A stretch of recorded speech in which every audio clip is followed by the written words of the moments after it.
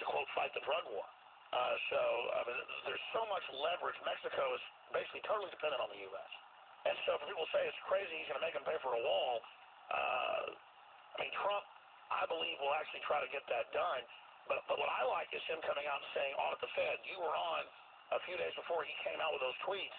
And was that just spontaneous that he did that, or had you been talking to him? Who understands bankers better than Donald Trump? Donald Trump understands the banker mentality. He's taken more bankers to the cleaner than any businessman in the country.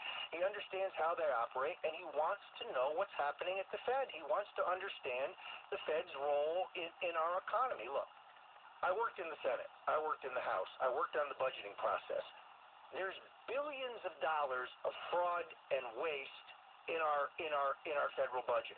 But the reason that everybody in the political class always talks about cutting it but never really cuts it is because every one of those dollars has been put there by somebody powerful, some senator, some congressman, some special. That's why they're scared to death that he might actually cut that off. He is going to take an axe to federal spending. Look at the way he runs his own companies.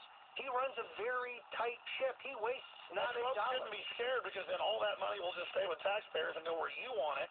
Going to innovation, going to choices you've made, going to competition, it'll explode.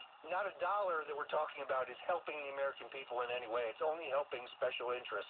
So now, finally, you would have a president with the guts and the fortitude and the knowledge and the green eye shade to really cut federal spending, which, as you know, between that and Trump's incredibly dynamic tax reform plan, you would have a booming economy. Well, look, they're genuinely afraid of him because he's a nationalist, because he's a family guy, he's anti-political correctness, he's sick of being bullied, he's sick of America being bullied, but he doesn't want to start just mindless, pointless wars for profit.